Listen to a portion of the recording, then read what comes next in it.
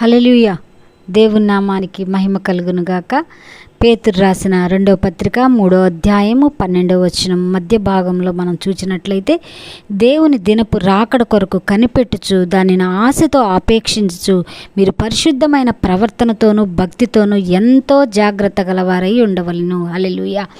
దేవుని రాకడకు మన సిద్ధపాటు ఎలా ఉండాలంటే, దేవుని రాకడకు మనం ఆశతో ఆపేక్షించే వారముగా, కనిపెట్టే వారముగా ఉండాలండి. ఎలా కనిపెడతాం మనము? మామూలు ఫర్ ఎగ్జాంపుల్ చూస్తే బర్త్డేస్ కొరకు ఎదురు చూస్తూ ఉంటాం. ఈ మంత్ మన బర్త్డే ఉందనుకోండి, ఎంతో ఆశతో ఎప్పుడెప్పుడు ఆ డేట్ వస్తుందా అని ఎదురు చూస్తూ ఉంటాం.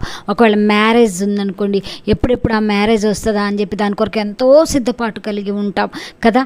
అలాగే దేవుని రాకడ కొరకు కూడా మనం కనిపెట్టే వారముగా ఉండాలి, ఆశతో దాన్ని ఆపేక్షించే వారముగా ఉండాలి. అంతేకాదండి, మీరు పరిశుద్ధమైన ప్రవర్తన కలిగి ఉండాలి. ఆశ పడితే ఒక్కటే చాలదండి. ఆశ కలిగి ఉంది, నువ్వు సిద్ధపాటు లేకుండా నీ ఇష్టానుసారంగా నువ్వు ప్రవర్తిస్తూ ఉంటే అది నువ్వు దేవుని రాజ్యంలోనికి ప్రవేశించలేవు. కాబట్టి దేవుని రాకడకు నువ్వు దేవుని రాజ్యంలో ప్రవేశించాలంటే ఆయన పరిశుద్ధుడు, కాబట్టి నువ్వు కూడా పరిశుద్ధుడిగా మార్చబడాలి, పరిశుద్ధురాలిగా మార్చబడాలి. ఒక్కసారి పరిశుద్ధత వచ్చి కూర్చోదండి. ప్రతి దినము మనల్ని మనం ఉపేక్షించుకొని మన సిలువుని ఎత్తుకొని దేవుని వెంబడించినట్లయితే, వాక్యాన్ని అనుదినం చదివి ధ్యానించి వాక్యానుసారంగా మనం ప్రవర్తించినట్లయితే ఆ పరిశుద్ధమైన ప్రవర్తన కలిగి ఉంటాము. తర్వాత ఎలా ఉండాలంట? భక్తితోను ఎంతో జాగ్రత్త. మన భక్తి జీవితంలో, మన ఆత్మీయ జీవితంలో జాగ్రత్త కలిగి ఉండాలండి. ఏ ఏ విషయాల్లో మనం జాగ్రత్త కలిగి ఉంటాం? మనం బంగారం దాచిపెట్టే విషయంలో జాగ్రత్త కలిగి ఉంటాం, మన సర్టిఫికేట్స్ విషయంలో జాగ్రత్త కలిగి ఉంటాం, ఇంకా మన ప్రాపర్టీస్ విషయంలో జాగ్రత్త కలిగి ఉంటాం. అయితే నీ భక్తి జీవితంలో నువ్వు జాగ్రత్త కలిగి ఉన్నావా? నీ పరిశుద్ధత విషయంలో నువ్వు జాగ్రత్త కలిగి ఉన్నావా? నీ ప్రవర్తన, అయ్యా నా తలంపుల్లో నేను ఎక్కడన్నా జారిపోతున్నానేమో, నా మాటల్లో ఎక్కడన్నా జారిపోతున్నానేమో నాయనా, నేను ఎవరినైనా అనకూడని మాటలు అంటున్నానేమో, ఎవరినైనా చూసి నేను అసూయపడుతున్నానేమో, ఇలాంటివన్నీ మనం చాలా జాగ్రత్తగా మనల్ని మనం అబ్జర్వ్ చేసుకుంటూ, మనల్ని మనం గమనించుకుంటూ ఉండాలండి.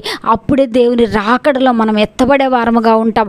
అదే తెస్సలోనికలు రాసిన మొదటి పత్రిక 4వ అధ్యాయం 4వ వచనంలో చూస్తే, దేవుని ఎరగని అన్ని జనులు ఎలా ఉంటారంట? కామాభిలాష ఎందు కాక పరిశుద్ధత ఎందును ఘనత ఎందును తన ఘటమును ఎట్లు కాపాడుకొనవలెను ఎరుగుటే దేవుని చిత్తము అంటుంది. దేవుని ఎరగని అన్ని జనులు ఎలా ఉంటారంటే, జనుల వలె కామాభిలాష ఎందు. దేవుని ఎరగని వారు ఎలా ఉంటారు? విపరీతమైన ప్రవర్తన కలిగి ఉంటారు, కామాభిలాష కలిగి ఉంటారు, అనేకమైన ఆశలు కలిగి ఉంటారు. అయితే మనం ఎలా ఉంటామంటే, పరిశుద్ధత ఎందును ఘనత ఎందును మన ఘటాన్ని కాపాడుకోవాలి. ఘటము అనగా మన శరీరం అండి. మన శరీరాన్ని కాపాడుకోవాలి. ఏది నీ జీవితంలో ఇంపార్టెంట్ అని నువ్వు అడిగి నువ్వు ప్రశ్నించుకున్నట్లయితే, నువ్వు పరిశుద్ధత కలిగి ఉండటానికి, నీతి కలిగి ఉండటానికి, ఇవన్నీ దేవుని యొక్క క్వాలిటీస్ అండి.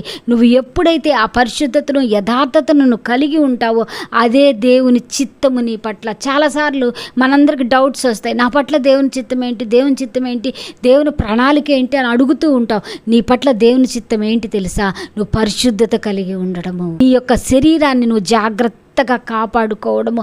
కాబట్టి దేవుని రాకడను మనము ఆశతో ఆపేక్షిద్దాము, నిందారహితులుగా ఉందాము, మన ప్రవర్తన విషయంలో జాగ్రత్త కలిగి ఉందామండి.